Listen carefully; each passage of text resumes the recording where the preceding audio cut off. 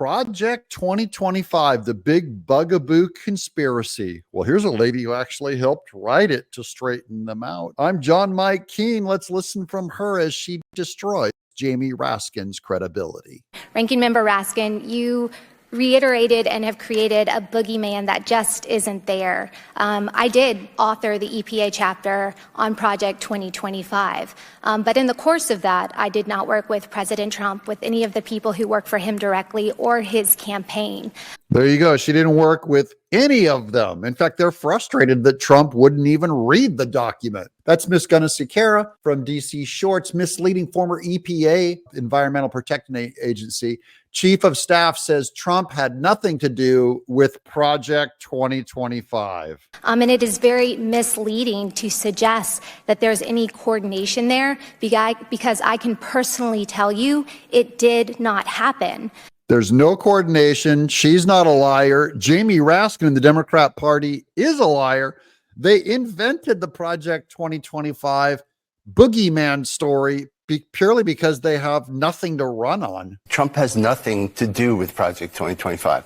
Sure, a lot of us have worked in the admin and came together, but this started long before he even announced for president. And I am not vying for a position in the next administration. I've actually left D.C. and I've moved to a small town in Mississippi where I interact every day with people who live outside this bubble of gaslighting and misleading. And she smacks him with gaslighting and misleading because they were saying that she's just trying to get a new position in the next administration. No, she's moving to Mississippi to get out of your weirdo Washington, D.C. bubble of gaslighting. I love this gal. The king of Project 2025. Okay, well, that's kind of a bullshit talking point, 2025, but we don't have to go to there now. And they actually are dealing with the consequences caused by policy decisions of this administration that isn't defined by progress, but defined by creating unnecessary hardship. Jamie Raskin, he's sitting there smiling, and she is eviscerating him because he knows that's a lie. He knows that the Project 2025 tying it to Trump is a lie.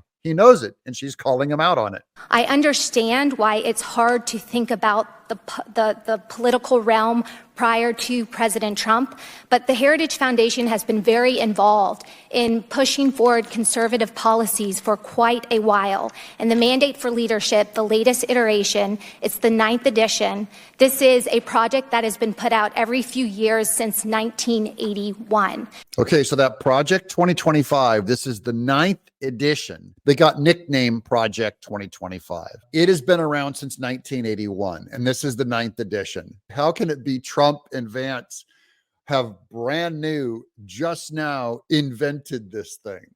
Guys, it's been around forever, and Trump didn't necessarily ever read it. He doesn't even care. The Democrats didn't care it was there either. That is, Romney could have read it. Bush could have read it. Reagan could have read it. And none of them cared. Only they're trying to pin it on Trump because they just invented it. And media goes, you know what? We're going to roll with this Project 2025 boogeyman. Everyone's talking about it. It literally is not a player, and she's straightening them out. They don't care. Jimmy Raskin doesn't care. They do not care about the truth. They think you're dumb. They're going to keep doing Project 2025 boo stories over on MSNBC, CNN. We know the Project 2025, all of the DNC. They're all lying. Democrats are liars. So it's been around for quite some time, and again, is more committed to representing the position of the broader conservative movement than any one candidate or person. And that would be reasonable if they said that. If the Democrats ever said, this is represents the broader conservative movement, which it does, by the way. I love Project 2025. I wish we adopted every policy. I'm saying Trump doesn't support it. He's not a conservative. He's a populist. So once again, the Democrats are trying to pin things on Trump that are lies. And I understand why there is the creation of this boogeyman, because your leading candidate is one running away from policy actions she has taken that make Americans' lives much more difficult. That's Kamala Harris. She does make people's lives more difficult. That's why they're running to create and invent this boogeyman. From President Biden's promise to end all fossil fuels, alongside Vice President Kamala Harris's commitment to ban fracking, Americans have suffered under their radical agenda. From the energy perspective, this has included locking up development of resources and demonizing industries, mainly coal, oil, and natural gas, that still provide 80% of our daily energy needs.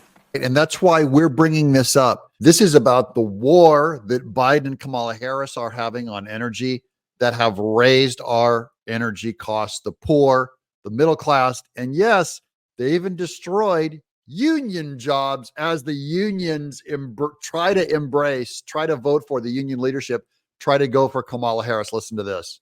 This has included stopping construction of the Keystone XL pipeline that immediately cut 11,000 domestic jobs, including thousands of union jobs. Their leadership is voting for Kamala Harris. Trump is actually good for unions and good for jobs, good for decreasing oil. That's why we're going to get him in the White House, guys. If you're still on board, then subscribe. Give us a thumbs up. I'm John Mike Keane.